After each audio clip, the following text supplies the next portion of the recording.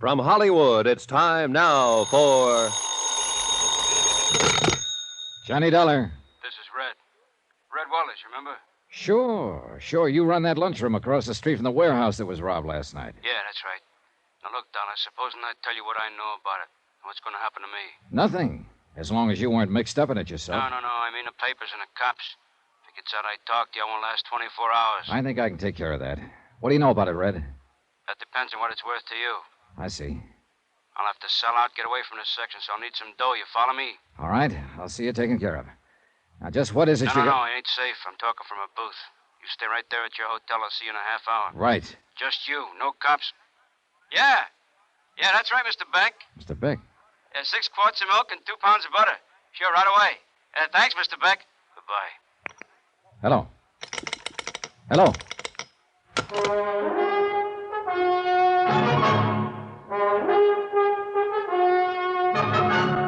Tonight and every weekday night, Bob Bailey in the transcribed adventures of the man with the action-packed expense account, America's fabulous freelance insurance investigator. Yours truly, Johnny Dollar.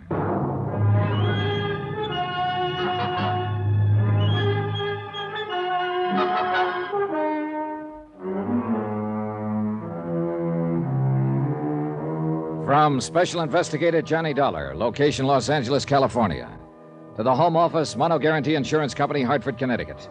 Assignment, the Silver Blue Matter. Expense account continued. Item 4, 20 cents, a phone call to my friend Lieutenant Garcia of the L.A. Police, and a call to Queen of the Angels Hospital. Albert Chrisman, the night watchman who was slugged by the gang of teenage hoodlums during the warehouse robbery, was still unconscious. And Chrisman, unless Red Weller was ready to talk now, was the only lead I had toward finding $100,000 worth of silver blue mink coats. I waited 2 hours and a half for Red Weller, but he didn't show.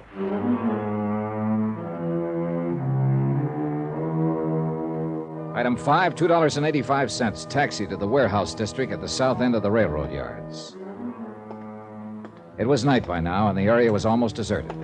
A lost, lonely district, shabby and worn even in the softening darkness, and haunted now by fear. The only lights in the block were those shining from the windows of the warehouse office and from Weller's lunchroom across the street. Good evening. Hello. What would you like, sir? Cup of coffee, I guess. Oh, you're lucky. I just made some fresh. Good. Would you like some cream? No, thanks. No, that'll be fine. Is it foggy out? Yeah, a little. Not bad, though. Hey, this coffee's all right. You're a good cook. Thanks. The boss always has me make it when I'm here. He says I do it better than he does. I'll bet you do. Is the boss around, by the way? No, he called me and said he had to go out. That's why I'm working. I'm on in the daytime mostly. Do you have any idea where he might be? No, he had to go somewhere, I guess. What'd you want to see him about? He wanted to see me. Do you know where he lives? Well, he's got an apartment over on Marina. It's about 8 blocks from here. Think he'd be there? No, he wasn't going home. He was going out somewhere. He acted kind of strange.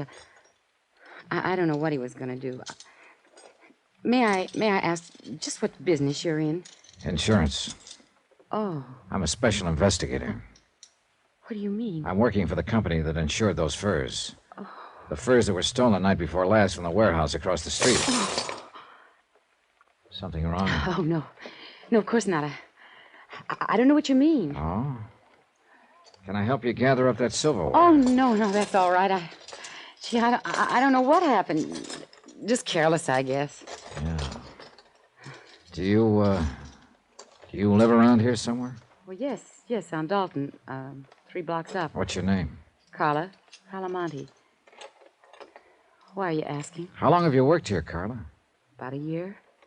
Do many teenagers hang out here? What do you mean? Kids, 17, 18, 19. Do many of them come in here for coffee, hamburgers? Well, sometimes, yeah. I've never noticed much. Know any of them? No. I don't know any of their names. Are you sure? I don't ask them their names. Did I ask you your name? It's Dollar, Johnny Dollar. Well, I still didn't ask you. If you want to tell me your... What are you scared of, Carla? Nothing. I'm not scared. You're not? Of course not. Why would I be scared? For the same reason your boss is, Red Weller. He was scared when he talked to me this afternoon and when he phoned me later. I don't know what you're talking about. Oh, yes, you do. That's why he didn't come to my hotel. He was afraid to. And why did you drop that silverware when I told you who I am? Because you're scared half to death. No. What's the matter with you people down here? What are you doing, crawling into a hole because a half-grown gang of hoodlums starts throwing their weight around? You don't understand. Then suppose you tell me about it. Do you think that's any kind of an answer in the long run? To pull the covers up over your eyes and let them do as they please and just keep hoping they'll leave you alone? All you're doing is making things worse. Oh, you don't know how it is. You don't have to live here. No, I don't have to live here, but I know how it is. Because I've seen it in other places where the mobs manage to take over. And if you let it happen here, then you'll really have something to be scared of.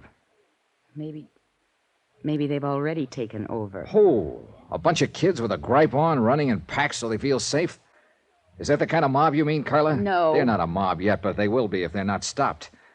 It seems to me you'd have some sense of responsibility to them, if nobody else. Maybe if other people had a sense of responsibility, kids wouldn't have to grow up in a place like this. Have you ever thought of that, Mr. Dollar? Yeah, I've thought of it. But it doesn't hold water. You'd think so if you lived here. All right, so it's a slum district. And sure, these kids start out with a strike on them. But that's a pretty weak excuse for joining up at criminal bands and terrorizing a whole neighborhood, for slugging people and looting warehouses. Yes, I know. Most of them find other answers. It's only a small minority that turns to crime. But if you let them get away with it, others will join them and they'll grow until finally it's too late. Well, Carla? Still nothing to tell me? I can't. I just can't. I see. Well, there's a quarter for the coffee. Keep the change. Good night, Carla. Wait. Yeah? Mr. Dollar. Suppose I knew someone who might be able to help you. I mean, who might know something about the robbery. Innocently, of course. If you talk to this person and they agreed to help you, could you keep them out of it? Depends on the circumstances. I'd do all I could, that much I promise. I don't know. I'm not sure. You're not sure of what? Of you. Oh, I know better when I stop and think, but I've lived in this neighborhood too long. Lived with these people and... I'm bound by the law like any other citizen, and I won't break it to help somebody cover up a criminal act. But I figure it's up to me sometimes to decide whether a thing is a criminal act. And if a person seems to deserve it, well, I can be pretty lenient. You promise? What you just said? Yes, I promise. I've got to trust you. I've got to trust someone. Do you know such a person, Carla? Yes. Do you know where to find them? I think so. Well, I'm sure they'll be at one of 2 or 3 places. Not very far from here. And who is this person? Someone who grew up around here. A boy. 19. What boy? My brother.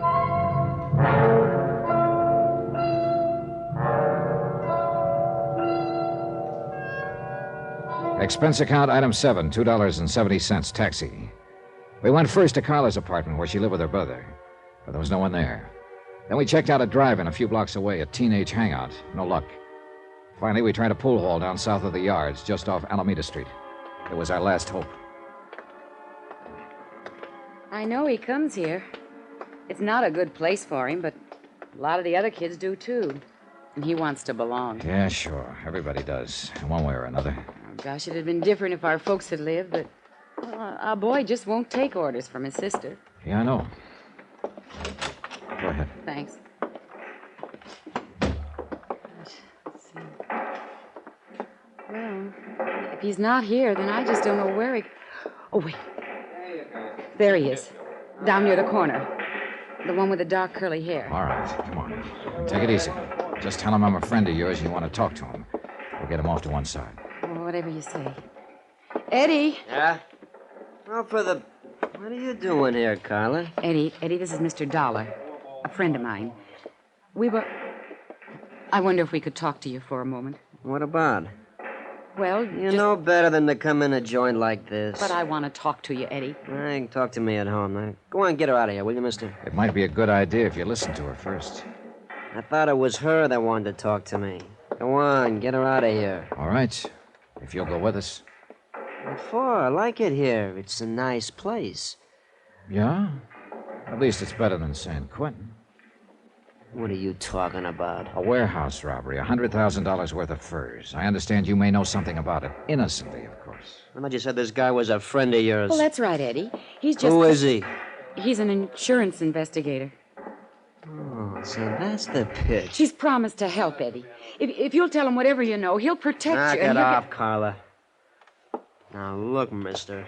I don't know nothing about nothing. I never even heard of no fur robbery. So take her with you and get out of here. This may be your last chance to get off before the boat sinks, Eddie. You're not leaving, huh? All right, then I'll leave. Eddie! Let him go. We can't force him to talk. I don't know, Mr. Dollar. I don't understand him. I do.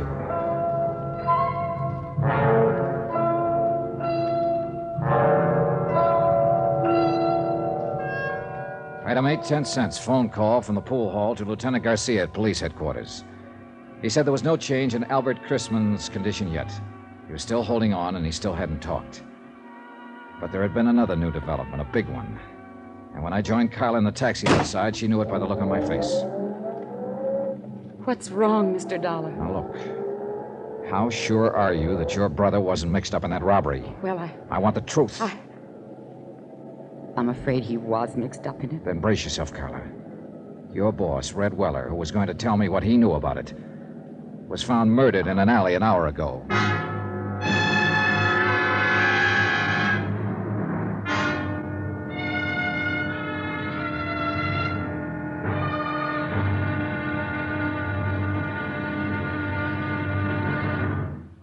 Now, here's our star to tell you about tomorrow's intriguing episode of this week's story. Tomorrow, a lonely, broken-hearted girl, a blood-stained shirt, and a fight with a cornered rat.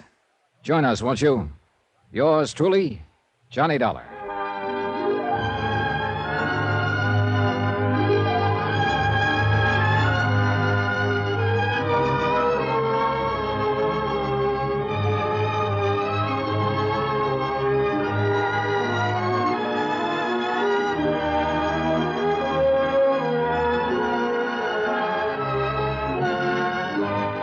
Yours truly, Johnny Dollar, starring Bob Bailey, is transcribed in Hollywood. Written by Les Crutchfield, it is produced and directed by Jack Johnstone. Be sure to join us tomorrow night, same time and station, for the next exciting episode of Yours truly, Johnny Dollar. Roy Rowan speaking.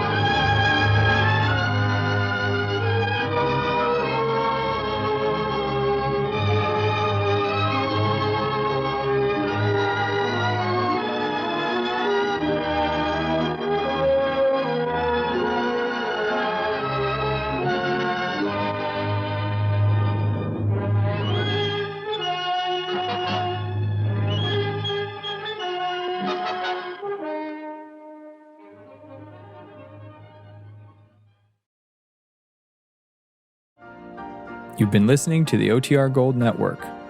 Find more classic radio at otrgold.com.